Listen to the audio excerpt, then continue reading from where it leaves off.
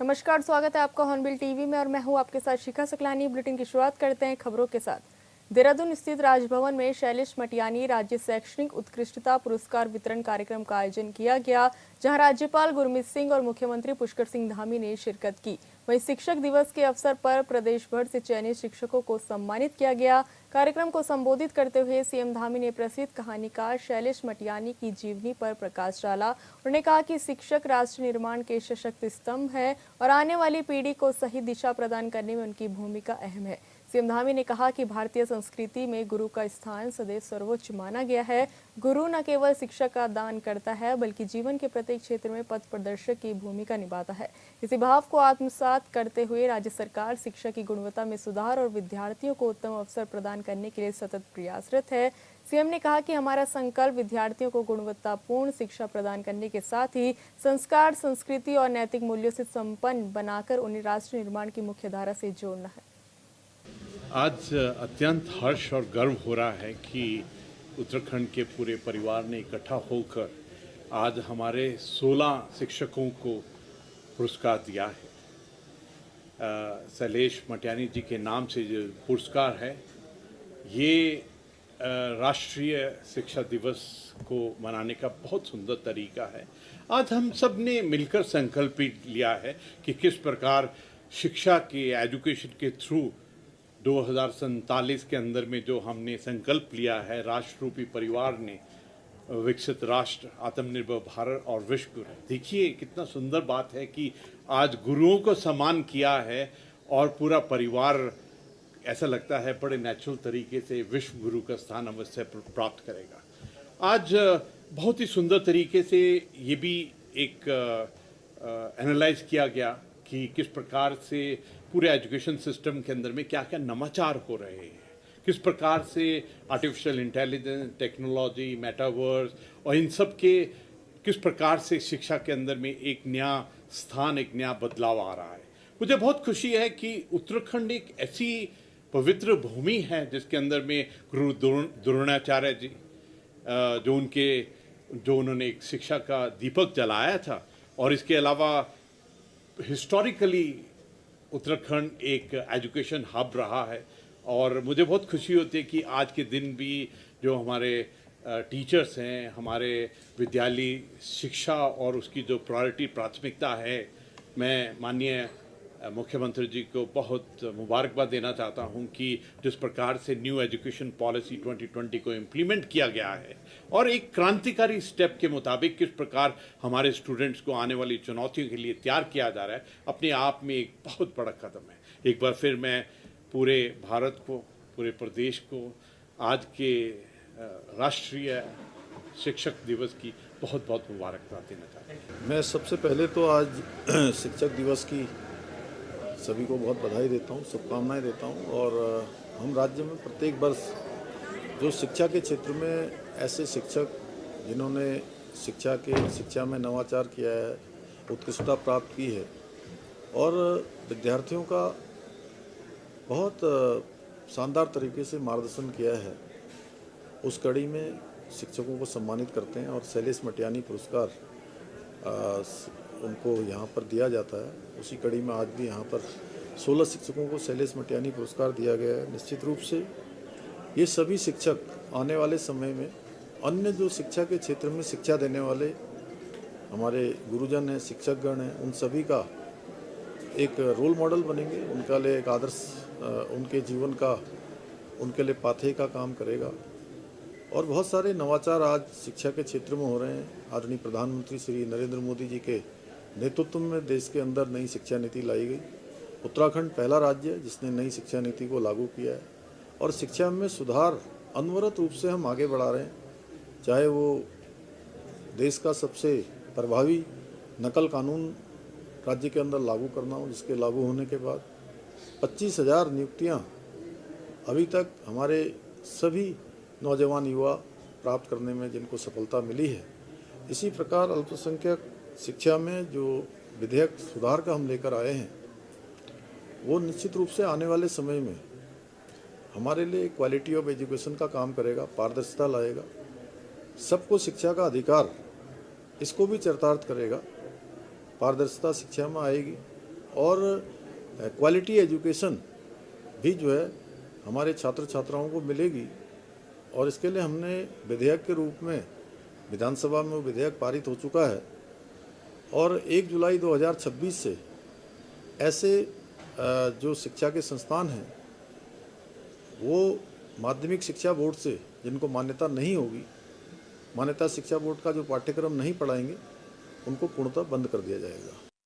हर साल 5 सितंबर को शिक्षक दिवस मनाया जाता है। शिक्षक दिवस पर हम सब अपने गुरुओं को याद करते हैं, लेकिन असल में गुरु वही है जो बिना किसी स्वार्थ के समाज के भविष्य को दिशा देता है। देहरादून की ये पाठशाला और यहाँ के समर्पित शिक्षक साबित करते हैं कि शिक्षा ही वह चाबी है जिससे अंधेरे में भी उजाला किया जा सकता है। राजधानी देहरादून में कुछ शिक्षक ऐसे हैं जिन्होंने सड़क से उठाकर बच्चों को न सिर्फ पढ़ाई के लिए प्रेरित किया, बल्कि स्कूल तक पहुँचाने में बड़ी अहम भूमिका निभाई है।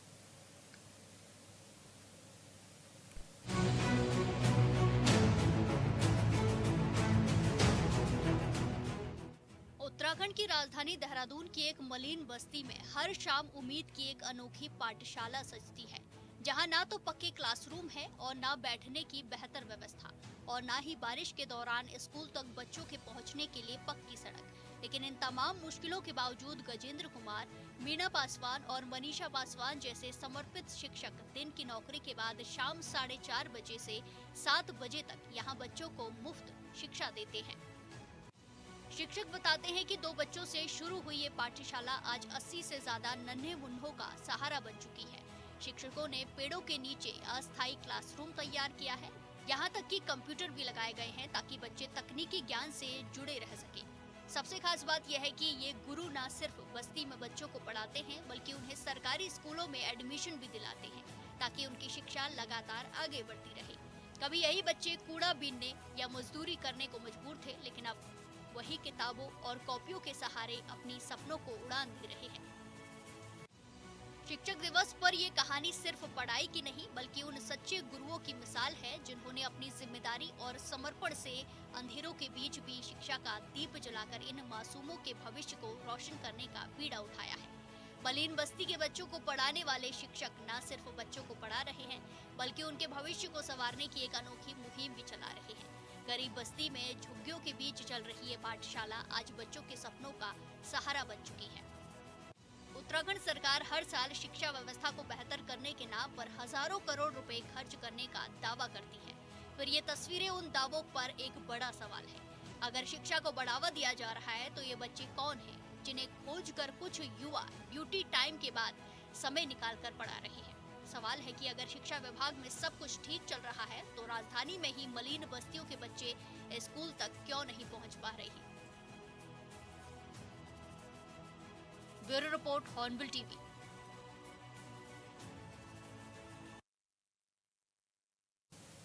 उत्तराखंड में 2017 से ही बीजेपी की सरकार है, जिसके मुख्य हैं पुष्कर सिंह धामी, जो अक्सर विकास कार्यों को लेकर अधिकारियों को दिशा निर्देश देते रहते हैं। जनता की उम्मीदों के मुताबिक काम हो रहा है या नहीं हो रहा, इसकी जांच के लिए मुख्यमंत्री खुद ही कुछ समय बाद सड़कों पर उतरने वाले हैं, ताकि ये पता चल सके कि विकास कार्यों की स्थिति क्या है।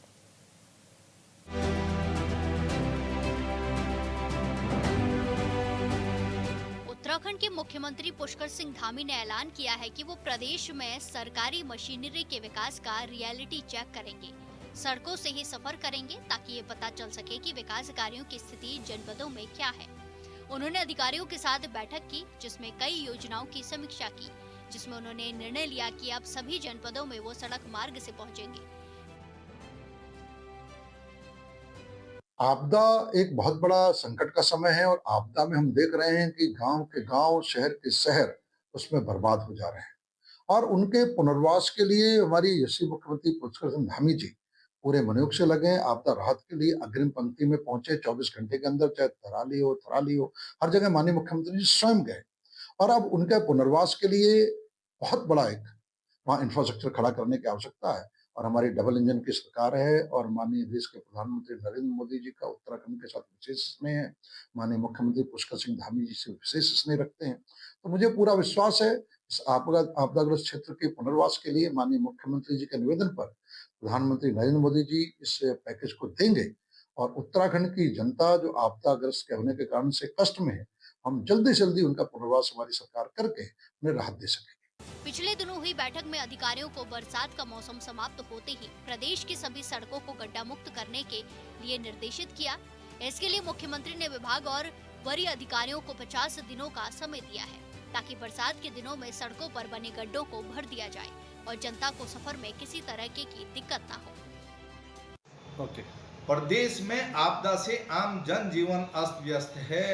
जगह जगह आप देख लीजिए, सड़कें बाधित हैं, लोगों की जानें चली गई हैं, लोगों के भवन, दुकानें, सब चीज ध्वस्त हो गए हैं। लेकिन सरकार केवल बयानबाजी करने में मशगूल है। कांग्रेस पार्टी ने पहले ही जो है सरकार को चेताने और जगाने का काम किया था कि आपदा के मद में 2,500 करोड़ रुपया प्रदेश को मिलना चाहिए, जिससे आपदा के जख्मों पे जो है आप राहत के लेप लगा सकें। लेकिन सरकार अब कह रही है कि 5200 करोड़ रुपए का प्रस्ताव केंद्र सरकार को भेजा गया है।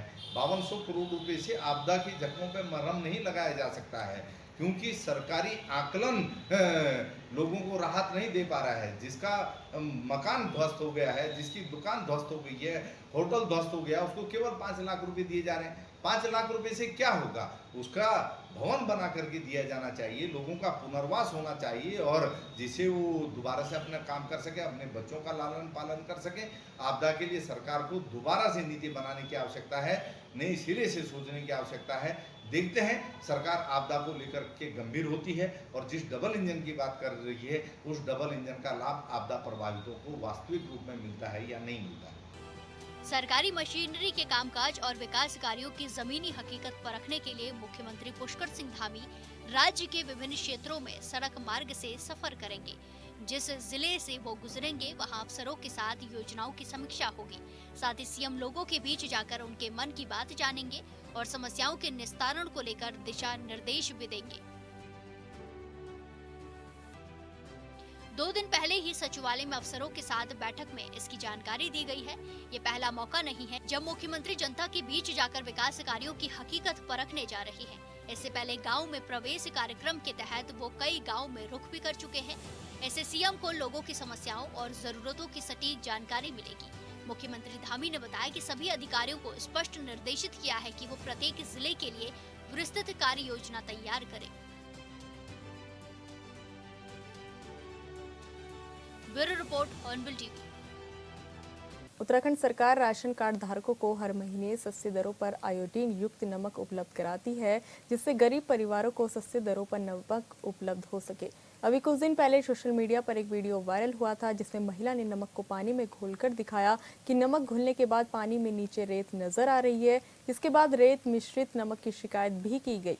मामले को गंभीरता से लेते हुए मुख्यमंत्री पुष्कर सिंह धामी ने जांच के आदेश दिए। साथ ही सीएम ने खुद प्रदेश के सभी जिलों का भ्रमण कर व्यवस्थाओं का जायजा लेने की बात कही है।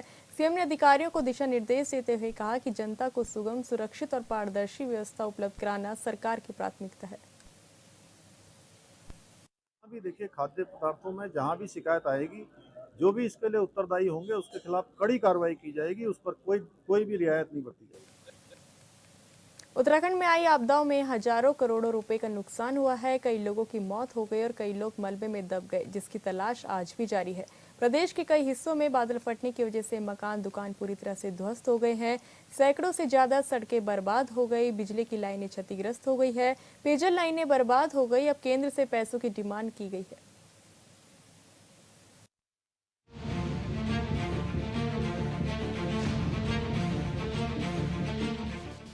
उत्तराखंड सरकार ने इस वर्ष मानसून के दौरान प्राकृतिक आपदाओं में हुई क्षति की पूर्ति और भविष्य में अवस्थापना संरचनाओं को संभावित नुकसान से बचाने के लिए केंद्र से 5,702 करोड़ 15 लाख की विशेष सहायता देने का अनुरोध किया है, ताकि आपदा से क्षतिग्रस्त परिसंपत्तियों की मरम्मत या पुनर्निर्माण कार्य कराया जा सके। साथ ही आपदा से क्षतिग्रस्त होने वाली संरचनाओं, सार्वजनिक परिसंपत्तियों, मार्गों, आबादी वाले क्षेत्रों की सुरक्षा के लिए कार्य किया जा सके। बहुत विषम परिस्थितियां हैं। अनेक जगह पर सड़कें टूट गई हैं, लैंडस्लाइड हो गया है, सरकारी मकान, निजी मकान, हमारे बिजली की लाइनें, बिजली घर, पेयजल लाइनें सभी पूरी तरह से ध्वस्त हो गई। पुल कई जगह पर ध्वस्त हो गए हैं।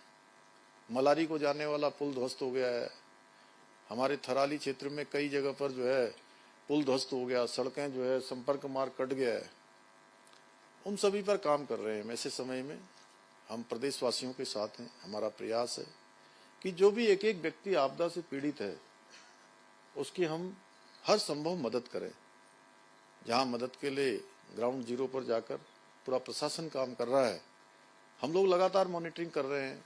हमारी सरकार के लोग भी, हमारे मंत्रीगण भी, विधायक भी, सभी समय समय पर हमारे जनप्रतिनिधि वहां पहुंच रहे हैं। राहत शिविर बनाए गए हैं।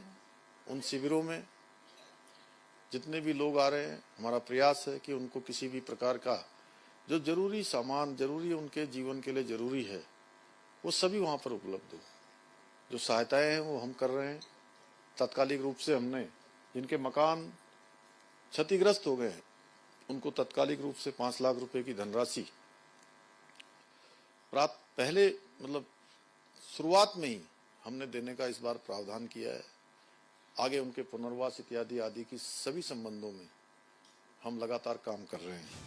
आपदा प्रबंधन विभाग के सचिव के मुताबिक इस वर्ष प्राकृतिक आपदाओं से सभी सरकारी विभाग को कुल लगभग 1944 करोड़ 15 लाख रुपए की सीधे तौर पर क्षति हुई है, जिसमें सबसे ज्यादा नुकसान लोक निर्माण विभाग का हुआ। अगर विभाग नुकसान का आंकड़ा देखे तो उत्तराखंड में आपदा से नुकसान लोक निर्माण विभाग 1163 करोड़ 84 लाख, सिंचाई विभाग 266 करोड़ 65 लाख, ऊर्जा विभाग 123 करोड़ 17 लाख, स्वास्थ्य विभाग 4 करोड़ 57 लाख, विद्यालय शिक्षा विभाग 68 करोड़ 28 लाख, उच्च शिक्षा विभाग 9 करोड़ 4 लाख, मत्स्य विभाग 2 करोड़ 55 लाख, ग्राम्य विकास विभाग 65 करोड़ 50 लाख, शहरी विकास को 4 करोड़, पशुपालन विभाग 23 करोड़ 6 लाख, अन्य विभागीय परिसंपत्तियां 213 करोड़ 46 लाख। संबंध में हम लगातार समीक्षा भी कर रहे हैं। लगातार जो सावधानियां हैं वो सावधानियां भी बरत रहे हैं। निश्चित रूप से अब जिन क्षेत्रों में जल भराव हो गया है, जिन क्षेत्रों में आपदा आई है, वहाँ पर महामारी जैसी आशंका उत्पन्न हो सकती है। उसके लिए हमारा स्वास्थ्य विभाग समेत सभी विभाग जो जरूरी कदम उठाएंगे, उस पर काम करेंगे। उत्तराखंड आपदा सचिव ने बताया कि क्षति की परिपूर्ति के रूप में 1944 करोड़ 15 लाख के अलावा परिसंपत्ति जैसे मार्ग, आबादी वाले क्षेत्र और अन्य अवस्थापना संरचनाओं को स्थिर करने के लिए 3758 करोड़ रुपए की सहायता मांगी गई। उन्होंने बताया कि प्राकृतिक आपदा से इस वर्ष 1 अप्रैल से 31 अगस्त तक आपदा से 79 व्यक्तियों की मौत, आपदा से 90 लोग लापता हो गए, आपदा में 115 लोग घायल हुए, 3953 छोटे बड़े पशुओं की मौत हुई, 238 पक्के और 2 कच्चे भवन ध्वस्त हुए, 2835 पक्के 402 कच्चे भवन क्षतिग्रस्त हुए। प्रदेश में आपदा से आम जनजीवन अस्त व्यस्त है। जगह जगह आप देख लीजिए, सड़कें बाधित हैं, लोगों की जानें चली गई हैं, लोगों के भवन, दुकानें, सब चीज़ ध्वस्त हो गए हैं। लेकिन सरकार केवल बयानबाजी करने में मशगूल है। कांग्रेस पार्टी ने पहले ही जो है सरकार को चेताने और जगाने का काम किया था कि आपदा के मद में 2500 करोड़ रुपया प्रदेश को मिलना चाहिए, जिससे आपदा के जख्मों पे जो है आप राहत के लेप लगा सकें। लेकिन सरकार अब कह रही है कि 5200 करोड़ रुपए का प्रस्ताव केंद्र सरकार को भेजा गया है। 5200 करोड़ रुपए से आपदा के जख्मों पर मरहम नहीं लगाया जा सकता है, क्योंकि सरकारी आकलन लोगों को राहत नहीं दे पा रहा है। जिसका मकान ध्वस्त हो गया है, जिसकी दुकान ध्वस्त हो गई है, होटल ध्वस्त हो गया, उसको केवल 5 लाख रुपए दिए जा रहे हैं। 5 लाख रुपए से क्या होगा?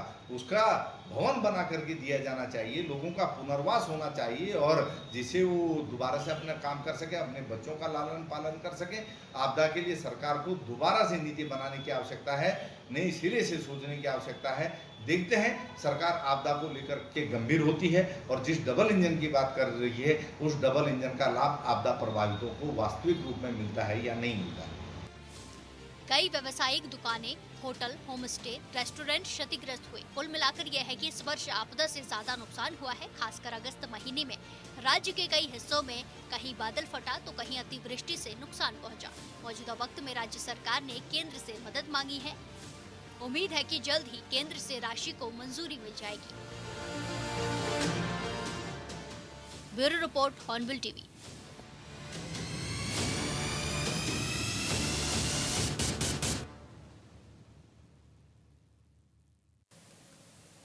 उत्तराखंड के आपदा प्रभावित क्षेत्र में सीएम धामी के आदेश पर राहत सामग्री वितरण गति से किया जा रहा है। चमोली के ज्योतिमठ में जिला प्रशासन ने जरूरतमंद लोगों के बीच राहत सामग्री का वितरण किया, जिसके बाद लोगों ने शासन और प्रशासन के प्रति आभार जताया है।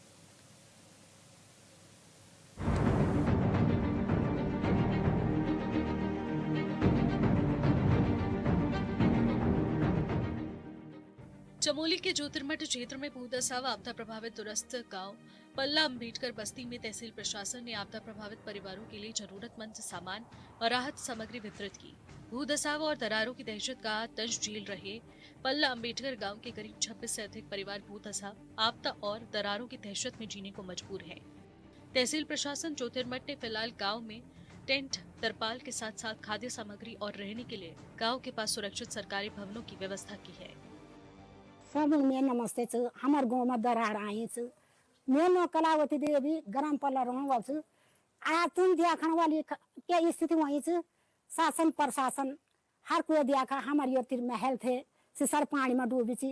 एक दुख भर गीत आज मैं तुमने सुनो च, तुम ध्यान पूर्वक सुने और ये गीत तो जरूर मनन का गाँव का बे बंद सुनी लिया बात, गाँव का बे बंद क्या बात होई, पल्ला गाँव में दरार किन ए, पल्ला गाँव में दरार किन ए, बेरोजगारी माँ कुड़ी बनाई, बेरोजगारी माँ कुड़ी बनाई, सिकुड़ी भी मेरा भय दराड़न तोड़ी, सिकुड़ी भी मेरा भय दराड़न तोड़ी। कन थे ये खेती बाड़ी कन थे बढ़िया खुआड़ी, कन थे ये खेती पत कन थे बढ़िया खुआड़ी, छूटन लगी बयगाई बाछी, छूटन लगी बयगाई बाछी। ग्राम पंचायत जखोला के अम्बेडकर पल्ला गांव में आपदा प्रभावित परिवारों की स्थिति का जायजा लेने विकासखंड ज्योतिर्मठ की टीम पहुंची। पल्ला अम्बेडकर गांव में दर्जनों आशियाने भूदशा और दरारों की आगोश में है। भवनों में गहरी और मोटी दरारें ग्रामीणों को रात जगाकर मजबूर कर रही हैं। गांव के लोग खून पसीने की कमाई से बने पुश्तैनी घरों, आशियानों को छोड़ आसपास के सुरक्षित खुले स्थानों पर परिजनों के साथ यहां शरण लिए हुए हैं। अम्बेडकर गांव में उपस्थित हैं और हमारा पूरा विकासखंड की टीम यहाँ पे हमने लोगों ने जो हमारे आपदा प्रभावित जो हमारे परिवार हैं, लगभग 30 परिवार यहाँ पे हैं और लगभग सभी की मकानों में बहुत दरारें आई हैं और वो रहने लायक नहीं है। अभी हम सब लोगों ने भौतिक निरीक्षण किया है और लगातार हम प्रशासन, स्थानीय प्रशासन से भी हम वार्ता में हैं। लगातार हर संभव प्रयास किए जाने की हमने मांग की है और हमारे लोगों को किसी प्रकार की कोई समस्याएं न हो, हम लगातार प्रशासन से बात कर रहे हैं और हमारा शासन प्रशासन से यही निवेदन है कि यहाँ के लोगों का जो विस्थापन की प्रक्रिया है वो शीघ्र किया जाए और फिलहाल जब तक इन लोगों का विस्थापन की प्रक्रिया होती है तब तक इन लोगों को फिलहाल कहीं पे सुरक्षित स्थान पे इनके। कई परिवारों के पास रोजी रोटी से लेकर आश्रय की छत भी छिन चुकी है, लिहाजा पल्ला अम्बेडकर गांव के आपदा प्रभावित परिवारों का रो रो कर बुरा हाल है। एसडीएम ज्योतिर्मठ चंद्रशेखर विशिष्ट ने बताया है कि पल्ला अम्बेडकर गांव में भूदशा व आपदा प्रभावित परिवारों के लिए विस्थापन की व्यवस्था के लिए कार्यवाही गतिमान है। फिलहाल तहसील प्रशासन की तरफ से सभी आपदा प्रभावित परिवारों को राहत सामग्री वितरित की गई। भारी वर्षा हुई है, इसके कारण पल्ला गांव में कुछ एक अलग से सेपरेट बस्ती है, उसमें करीब 40 परिवार रहते हैं। तो उनके भवनों में दरारें पड़ी हुई हैं और बारिश। फिलहाल इस बुलेटिन में इतना ही। आप देखते रहिए हॉर्नबिल टीवी। नमस्कार।